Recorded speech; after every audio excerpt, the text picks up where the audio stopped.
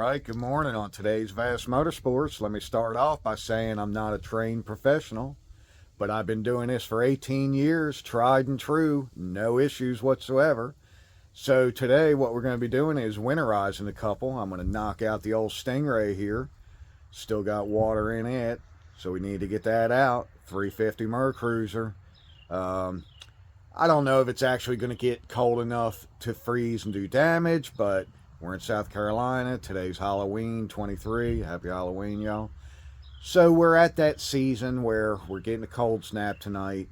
And even if it gets down around 30, if it only stays there 30 minutes or an hour, that's not enough really to do anything. Still a little scary, but it's not going to do anything. I did look, and in our area, it's supposed to get down around 27. So we're not going to chance it. I'm going to go ahead and get this one knocked out. Very simple and easy. Mercruiser 350. Then I'm going to go hit my brother Robbie's house over at the lake. I'm going to knock out the Maxim real quick. It's got a 305 inboard. And then we're going to hit the Super Air Nautique. You might have seen that. It's the wake boat. I did the customization as far as the killer system in it, and did the back seat, put the step into it and all, and recovered the seat and everything to make it match the rest of the boat. So it's got the sea deck all throughout. Anyway, we'll worry about that in a little while. But if you like what you see here today, how about hit that thumbs up, give me that like, hit subscribe, check out the future videos. When I get back from Florida in a week or so, we're going to be installing that comp cam in that bad little 383, and my buddy Justin's at Just Trucking, his and 3BB channel. He's got the 3rd gen Camaro you might have seen in my other video where we pulled the cam out and it's wiped out. We'll be putting that motor back together, getting her screaming, sounding good, doing some burnouts. Let's roast them tires. Justin can afford new tires on the back. You're going to need them, brother. All right, I'm going to start out. I'm going to uncover this baby real quick.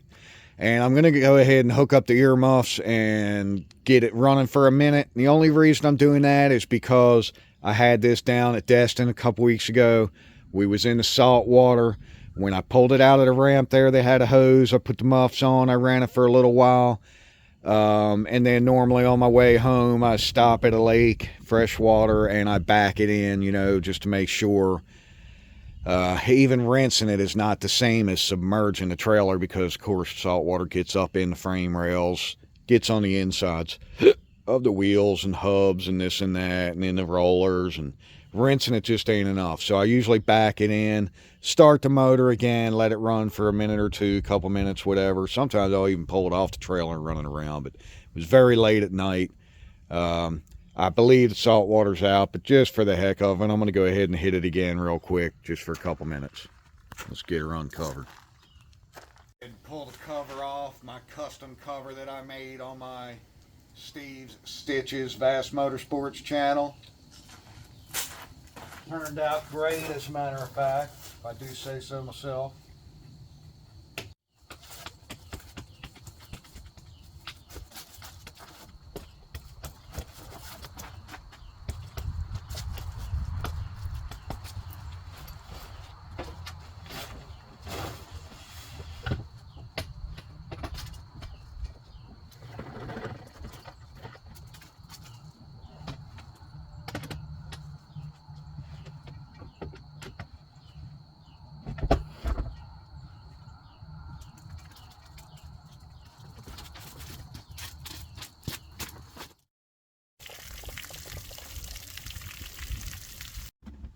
Been a couple weeks since I had her running, and a little cooler today. Let the trim down some. Let's get her fired up, see how she does. Gotta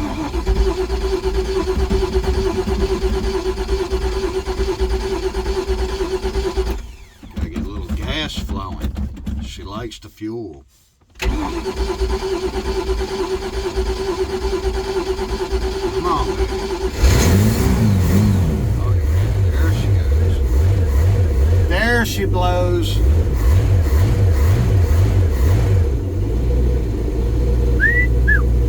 Hey, that's the good old days of carburetors. That's how they act, you know.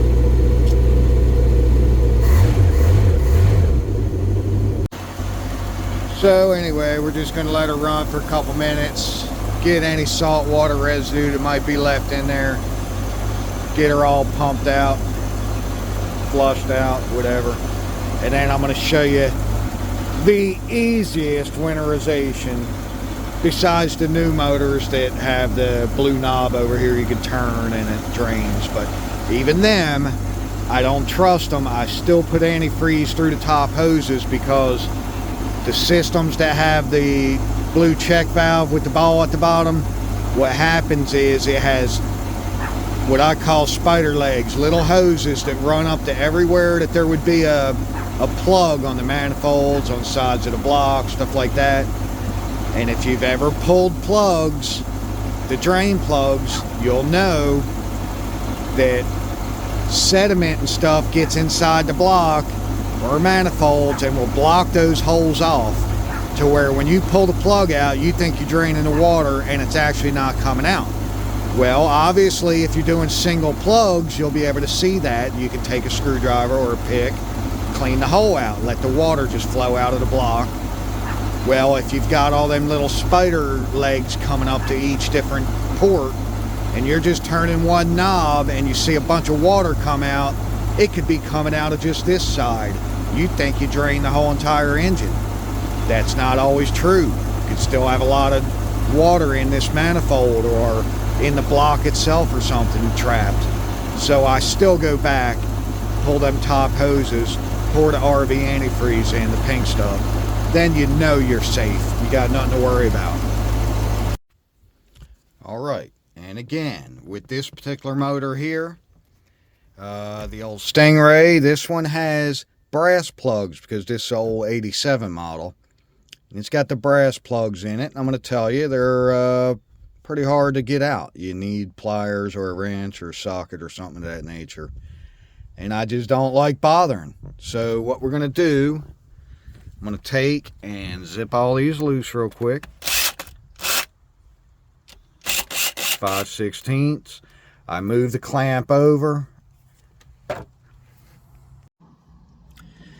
Alright, I'm going to take these clamps, move them over a little, I just tighten them right back down so they don't slide all down the hoses and lose them down in there or make it more difficult to get them.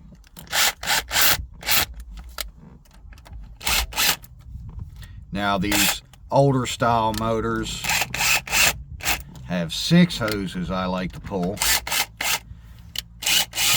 because these 2 go over to the manifolds.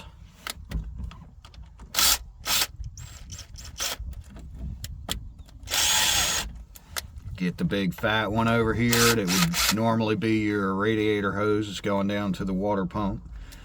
But of course, since we're in a boat, there's no radiator. And that's going to be the important one in a second here. I'll show you why. Because I'm not pulling the plugs. Let's see if I can get these broke loose.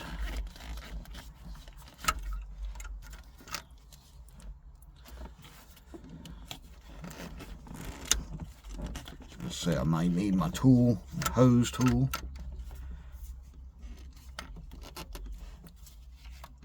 Yeah. Alright, got my little pick hose tool. Slip that in there without puncturing the hose and slide it around it. Got that one broke loose. Do the same thing over here. Just break that seal where it's been stuck on there so long. That's all we're doing. Then I can pull it off then. Alright. You can always take them and push them down towards the floor. Let any of that water run out that might be in there. Same thing as pulling the plug. A lot easier. We're not climbing down in there and laying on the floor and stuff, or squeezing down in there trying to get to those plugs. And I'm going to tell you now, this boat has a lot more access than a lot of boats do as far as trying to reach those plugs. Because this panel over here, I can undo the little latch here and let the panel over, but I don't even. This is going to be the most important part of this whole procedure. The big fat hose right here that goes all the way back down to your water pump. When you pull this one off,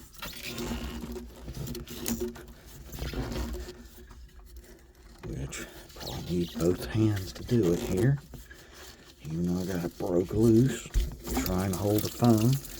Alright, watch this. Push it down. See all that water coming out? Guess what we're doing right now? We just drained the block down to a halfway point or less. We went all the way down to this area here, about mid-level of the block. Now there's still a little bit left in the sides of the block there that pulling the plugs would get a little bit more out, but that's okay, because we're putting in RV antifreeze, and guess what? That's going to mix and dilute that little bit of water that's left in there, and that's going to be plenty enough. Now, if you lived in Canada or Alaska or somewhere that might be getting down in the teens all the time and staying there, I don't know. You might do it a little different, pull the plugs.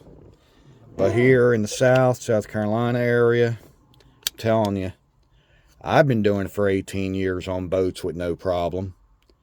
So now what I'm going to do is I'm going to hold up these couple of hoses. I'm going to pour this gallon down these three hoses on this side. I'm going to split it up between them.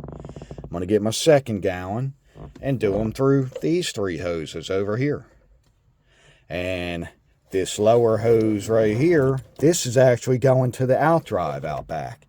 So it's going to, if you was standing back there or have someone watching, you'll actually see the pink start coming out. And what that's doing is telling you the outdrive, there's no water left anywhere in the cooling system. Alright, so try to watch this one here. This goes around to the bottom of the manifold, and this one's coming from the top. But watch as I pour this in, because I already poured a good bit in.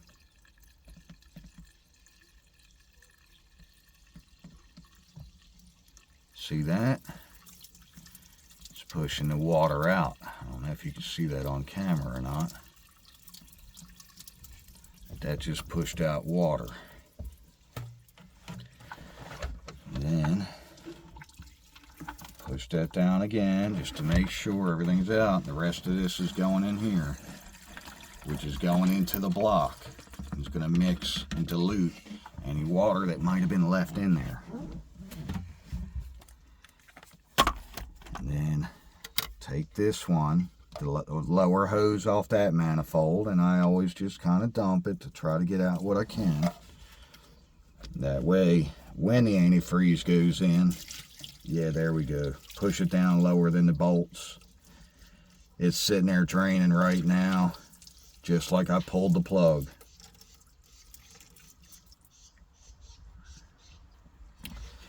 All right, let's get this antifreeze in there and get it mixing.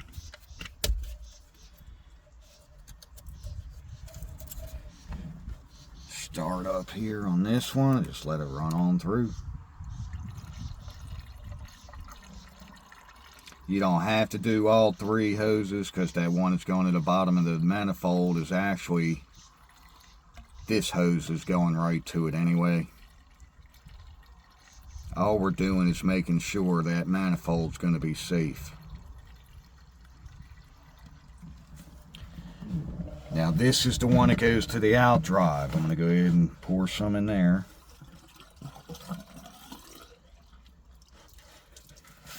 Got to kind of hold it up in the air so gravity takes over and the antifreeze pushes on through, because there is water in this hose. So we're going to do it like that for a minute. Set it up high like that. I'm going to go ahead and pour the rest of this in here because it'll go into the block. Definitely want to make sure that block is safe.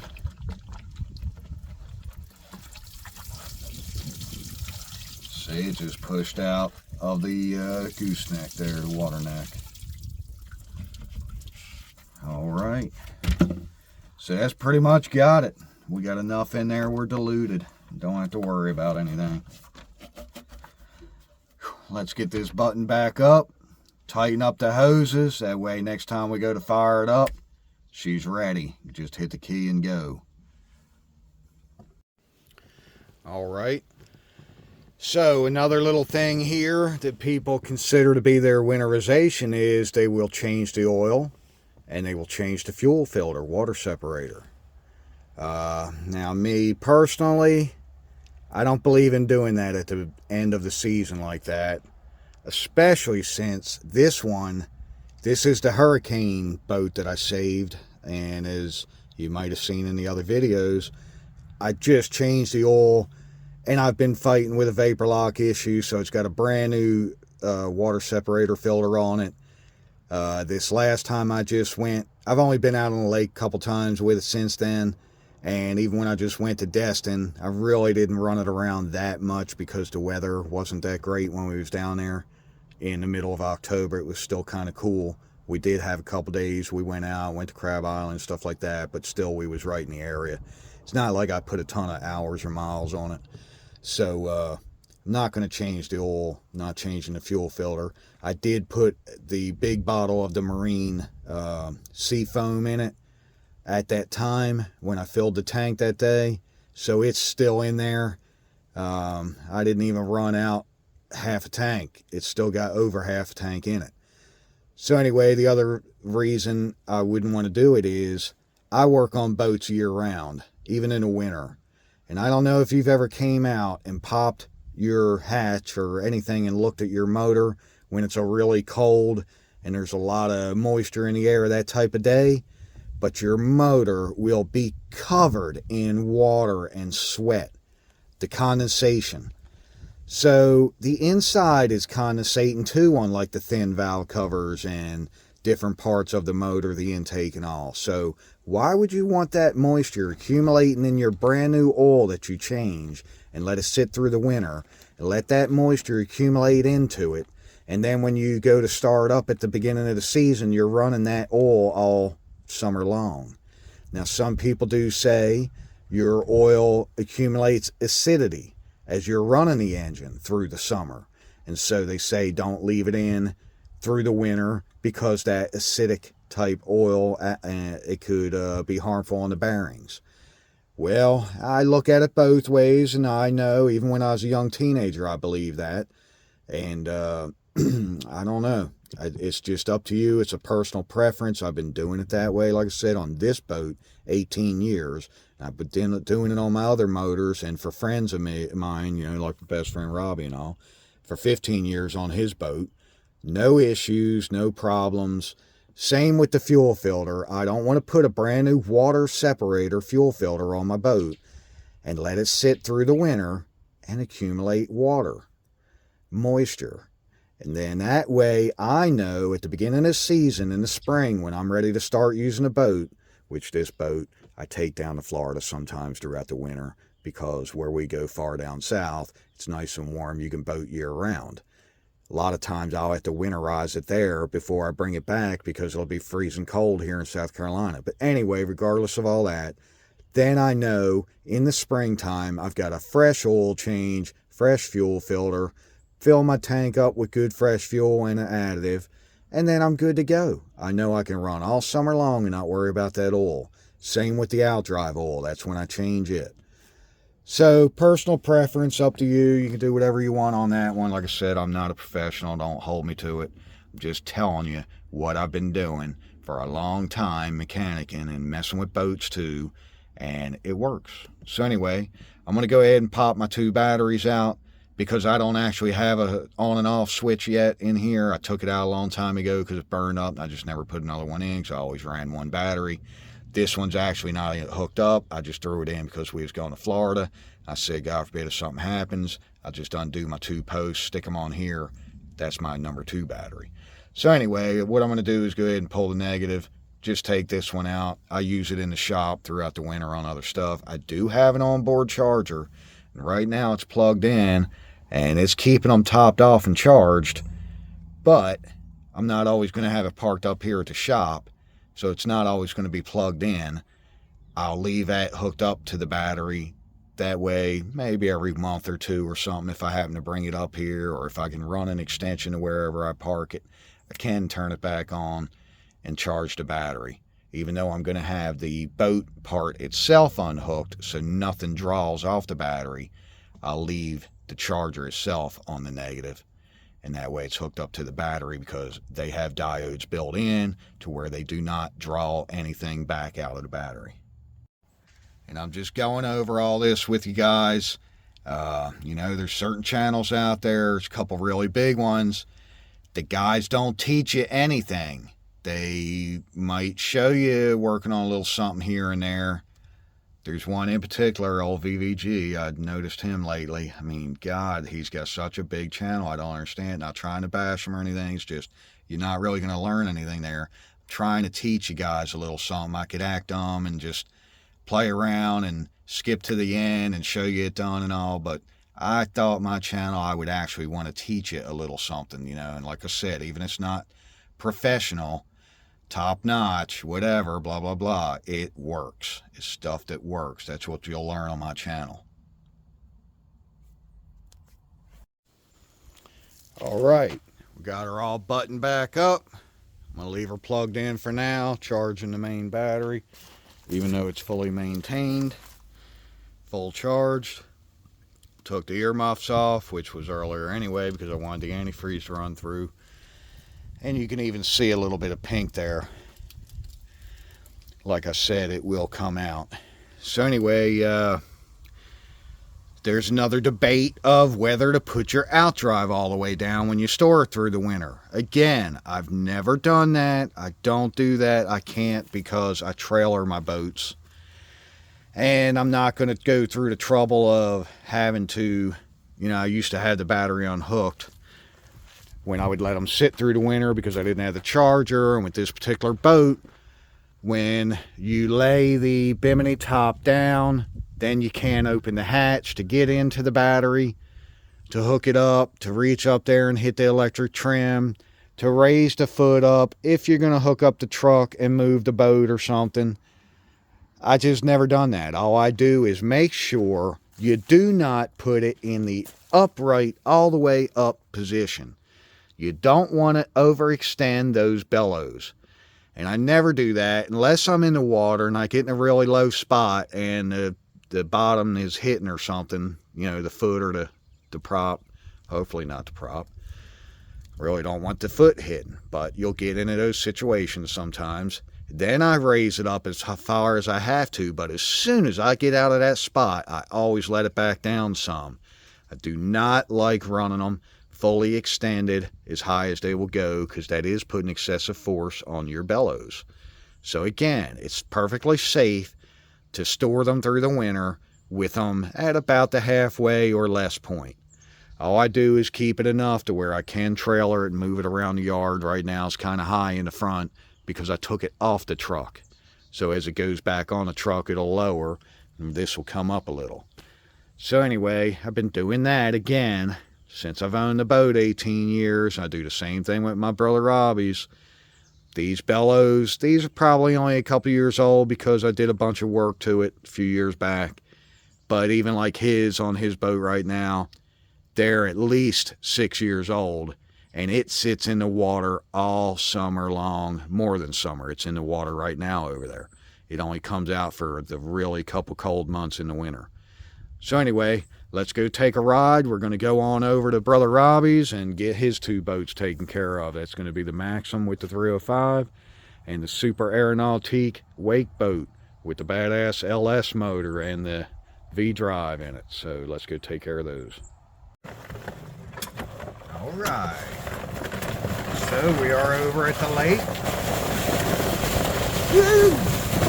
This is a hell of a hill, y'all. Whoa! Brakes don't fail me now. Whoa! Oh my goodness. That is what you call a hill. And it takes a special golf cart to climb it. Tell you what. This is the one that we did I did the motor upgrade and all that stuff too recently.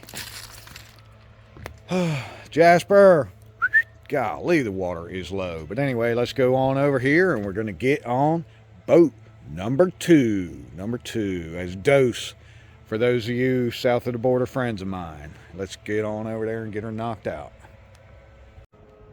All right, let's get her opened up. This is the one I did the custom top on probably 5-6 years back. Yeah, had to extend the rails a little, make it where you could stand up in it without hitting your head, because it used to be real low. It'd be like this. It was good for sitting down, but you couldn't stand, so I upped all that. It's the one I did all the sexy, beautiful, custom diamond tucked interior. I redid this whole entire boat. I did the flooring. It's the vinyl snap-in, luxury vinyl woven flooring. Nice system. I got 4 8-inch MB quartz around it, 4 6.5 MB quartz, Alpine stereo, couple amps in there. Got a nice 12-inch Memphis down here. There's a sealed box in behind that inside the cabin. And then my personal favorite, I designed this box here. I took the seat base out because it didn't work good anyway. The seats didn't actually lay out like they were supposed to. The one lock was broke, so the seat would just kind of fall all the time. So I took all that out. This is actually a sub box now, and there is a down firing, another matching 12-inch Memphis like this one over here in the bottom of the seat there, firing down against the floor. It's got about a 3.5-inch gap there. Sounds amazing. Beautiful sounding system, especially for the little bit of money that's in it compared to a lot of people's boats. Custom did the whole dash setup here over the gauges, even did this little piece. Hell, I even went out and all out and did the whole entire, even in the cabin, to match. That's just what I do.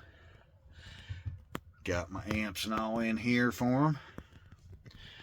That's your Steve's Stitches special. I'm a jack of all trades, master of none, but I always get her done, and I seem to knock shit out. I'm just good with my hands, y'all. So anyway, let's go ahead and get this opened up, and we're going to drain this one real quick and get her winterized. A little bit more of my custom work here. I don't want to bore everybody, but got the old switch here for the dual battery setup, which we got. Actually, there's a couple big AGMs in here that are just for the stereo system. I put a big 105 amp alternator compared to the stock 65 it had. Got the battery isolator there, and what that does, the alternator goes straight to its center studs, and then them two outsides go to the two different banks of batteries, keeps them charged as they need, maintained when it's running. It does not let it draw back from one battery to the other or to the motor. It's a diode style isolator. And then of course got the 2-bank charger down there on this one too, staying plugged in all the time on the dock here to keep those batteries topped off for every time he's ready to take off and enjoy the boat. Alright, so here we are, boat number 2. I'm going to get started on the motor. It's the good old 5.0 later model. It's like a 01 boat, carbureted 5.0.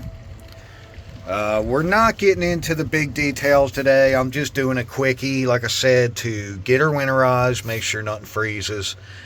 I can see the level there is getting a little low on the drive, so we'll check all that out real good later. But for right now, before I take off to Florida, I'm just trying to get them hooked up and keep them safe. So as you can see, here's a plug here. This is on the bottom of the manifold. We're going to unscrew that and let all the water drain out. We're going to make sure that water starts coming out and flowing out very good, because they're full. It's going to just pour out. If it doesn't, you're going to take a little screwdriver or a pick. Go ahead and pick at it and get it cleaned out. Let the water flow. And there goes the other one. It's right on the side of the block there. As you can see, it's almost directly behind this one, but lower down on the block. You got to really reach in there to get to it. So that's on both sides. And then this one has one right here on the front. That's actually at the bottom of the radiator hose. So instead of having to do the upper hose like I was doing earlier, which I'm going to pull off anyway to pour some antifreeze in it, you can open that and it'll let all the water out instead of having to take the hose and fold it all the way down here past the belts. So let me open them up and get them drained. Alright, so we got the clamps undone. Pretty much pulled all the plugs and let the water drain out. Go ahead and get these hoses broke just like I did on the other one. And I can hear now that I made a little seal leak, that water really started coming out of this bottom one over here, the bottom of the water pump hose.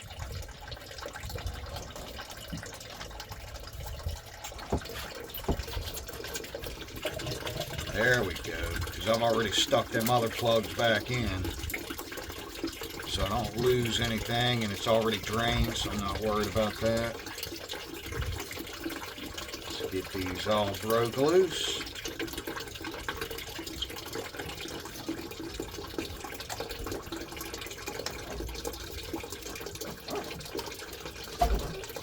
Also, if you got one that's being a real pain in the butt, you can take, and if you could pry it up a little and take the WD-40 and spray it in there, and then it really makes it nice and loose, easy to slide off. Also, when you go to install your blue plugs, make sure the little O-ring is on it and in good shape. Make sure there's no cracks or deterioration in the actual plastic itself. We're going to do the same with this one. Go ahead and start pouring in. We're going to do a jug on this side on these two hoses. About a quarter or a little more into the manifold.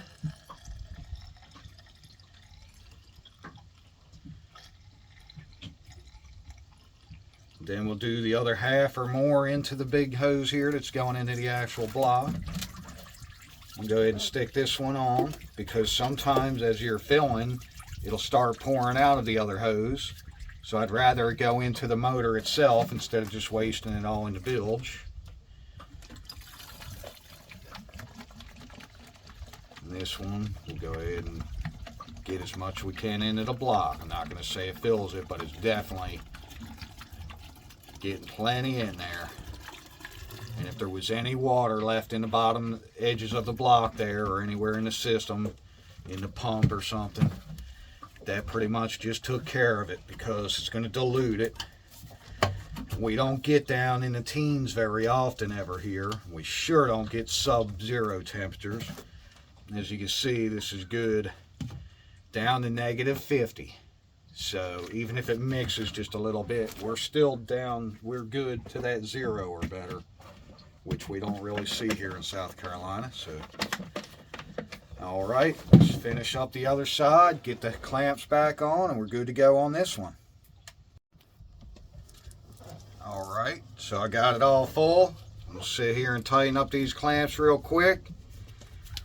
And I just want to say, for those of you that are new and you're tuning in because you're trying to learn something about how to do this, this definitely works.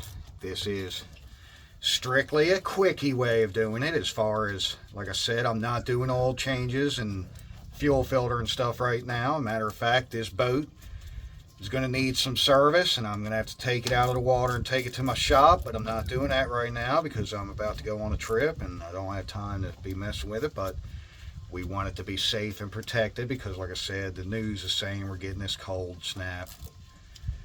Who knows if it'll even get cold enough, but we're just not chancing it. They're saying it could get in the 27 range and whatever and blah, blah, blah. Those of you that are watching it because you already know what you're doing and you just happen to be sitting on a toilet taking a crap or something, and you was surfing the interweb and you happen to get on my video by accident and checking it out, let me know what you think. Let's hear some of them comments. Let's hear them experiences. Do you do it this way? Do you do it where you put all the antifreeze in a barrel and you sit there and run the motor with the outdrive in the barrel and blah, blah, blah? And let's see. I'm curious. What are you people doing? Some people say they just drain the block and don't even bother with the antifreeze.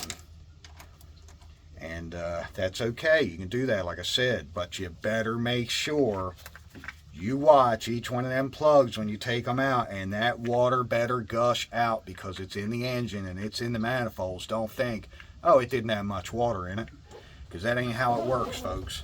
Well, look at that beautiful puppy right there. It's little Jasper, and he is just chilling, checking things out, ain't you, Jasp? He wants to take off and run up there and go get in everything, but I got the lounge chair across the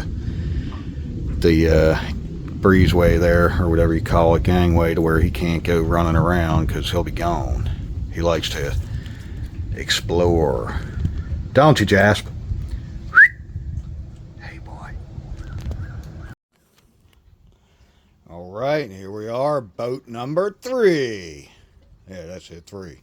1, 2, 3. Anyway, this is the Super Nautique G25. Beautiful, beautiful.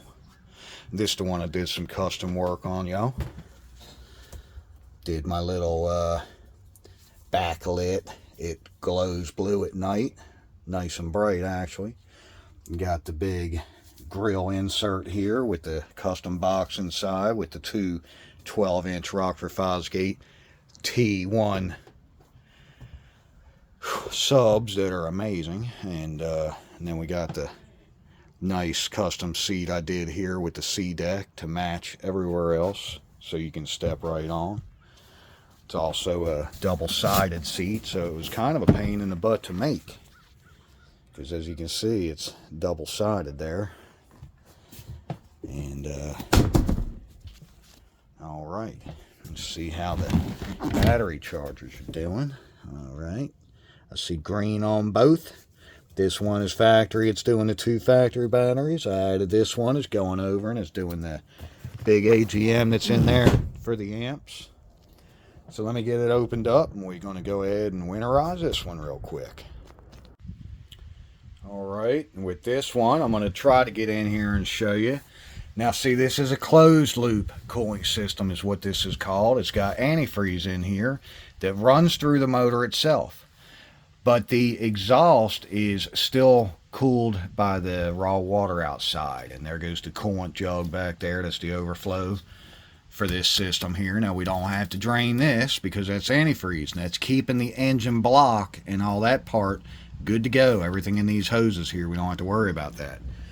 But what we do have to worry about is down here. As you can see, it even says this is for the exhaust. And there's a big brass plug right back here.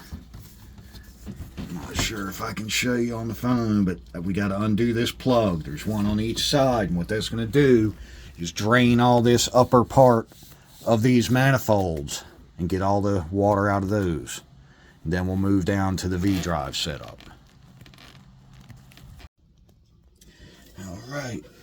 Now, I'm not sure how good you're going to be able to see this, but I got this loose already. What happens is when we pull it, you see all that water coming out?